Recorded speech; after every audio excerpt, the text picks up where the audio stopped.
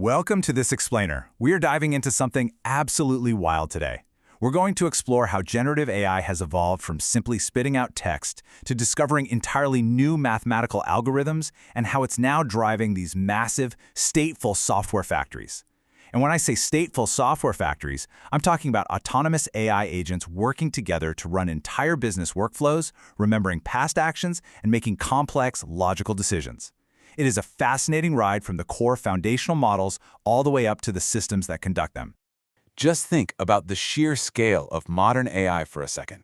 It's way past just writing emails or summarizing PDFs.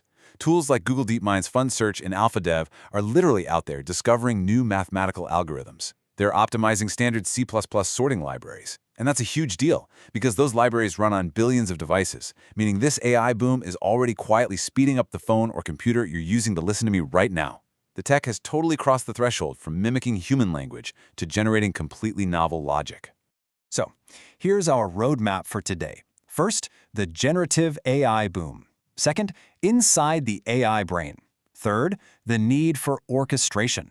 Fourth, building agentic workflows. And finally, guardrails and the future. Let's jump right in. Section 1. The generative AI boom. Let's do a quick history check. You know, algorithmically generated media actually goes way back to 1906, when Russian mathematician Andrei Markov used Markov chains to analyze vowel and consonant patterns in poetry. Fast forward to the 1970s, and we had artist Harold Cohen building Aaron, which was this pioneering computer program that autonomously painted.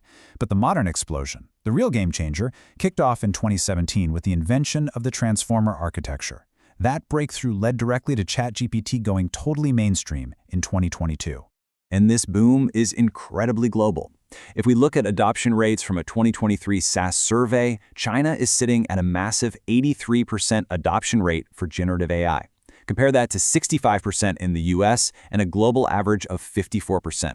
That 18% gap between the US and China is pretty wild, and it just shows how aggressively different massive economies are racing to bake this tech into their everyday business. All right, moving into Section 2, inside the AI brain. Let's look at the core mechanics. Before today's tech-based powerhouses took over, the breakthroughs in the 2010s were mostly about complex visual data. We use things like generative adversarial networks, or GANs. Think of a GAN like a master art forger trying to fool an expert detective. They're locked in this competitive loop, constantly learning from each other. It's a brilliant way to generate realistic images, but processing sequential language efficiently? Well, that required an entirely different kind of breakthrough. And that breakthrough was the transformer architecture. This is the absolute core mechanic of the modern AI revolution. Before 2017, older models had to process text sequentially, word by word. It was slow. And honestly, by the time it reached the end of a long paragraph, it practically forgot the beginning. But the transformer fixed this with a genius mechanism called self-attention. Instead of reading sequentially, self-attention lets the AI look at every single word in a sequence all at exactly the same time. If it sees the phrase bank of the river and later bank on the corner, it instantly weighs the mathematical relationship between all those words simultaneously. Because it does this in parallel, kind of like an incredibly skilled musician who can read an entire sheet of complex music at a single glance, it massively improves contextual understanding. This parallel processing and self-attention mechanism is literally the engine under the hood of every massive language model today. Which brings us to Section 3, the need for orchestration. So we have this genius musician in the transformer model. But the truth is, a highly skilled musician still absolutely needs a conductor. Think about it. What actually happens when a standalone AI is trying to execute a multi-step business process and it hits an error? Or what if a high-stakes decision needs human sign-off? A raw language model can't just pause its execution, hold its memory, wait for you to approve something, and gracefully resume. It just generates text. That's exactly where LLM orchestration steps in. These frameworks act as the true conductors. They manage the AI's memory, sequence multiple prompts into logical chains, handle data pre-processing, and interface with external tools like vector databases, which essentially act as a long-term memory retrieval system.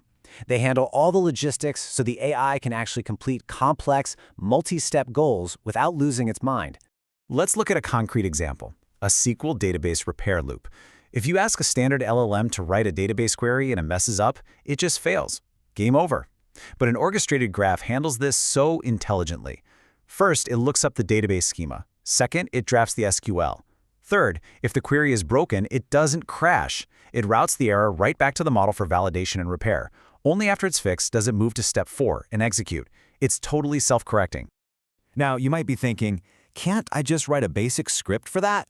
Well, comparing a plain script to a conditional graph reveals a massive difference, especially for enterprise companies. Plain scripts rely on hidden prompt logic and simple stateless loops, but a conditional graph uses what we call typed state, meaning information is passed in strict, predictable formats. This gives you explicit route branches and durable, traceable decision records. If an enterprise needs to audit exactly why an AI made a certain choice, the graph provides that exact transparent history.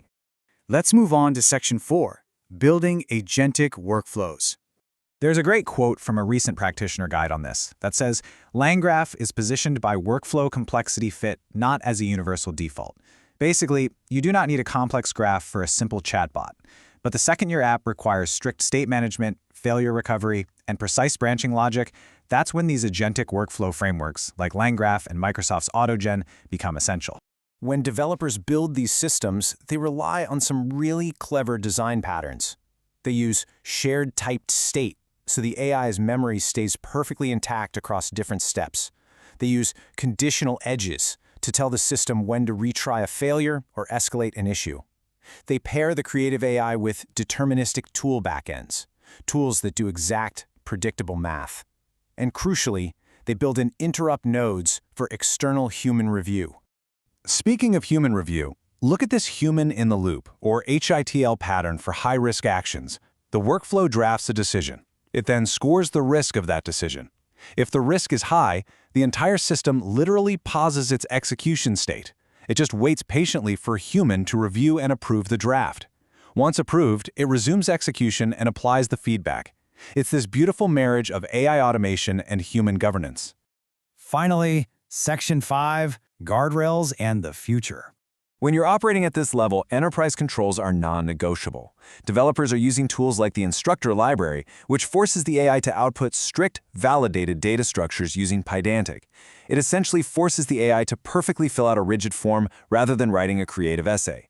We're seeing huge organizations like Capital One using LangGraph specifically because of the audit trails it provides. Combine that with multi-agent monitoring in AutoGen and root cause analysis tools, and you have a very robust safety net around your AI. Plus, managing the sheer volume of different models today is kind of like herding brilliant multilingual cats. So AI gateways like LLM are acting as the ultimate traffic controllers. They seamlessly route requests, track costs, and enforce load balancing across more than 100 different LLM APIs. It totally abstracts away the headache of juggling OpenAI, Anthropic, Google, and others, giving the orchestrator just one single stable interface. Which brings us to the ultimate question to leave you with today.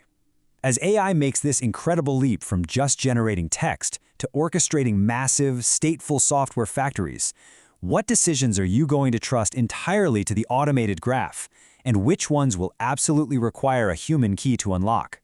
It is a balance we're all going to have to navigate really soon. Thank you so much for joining me for this explainer. I hope this helped illuminate the journey from that core transformer engine to the complex conductors orchestrating our AI future.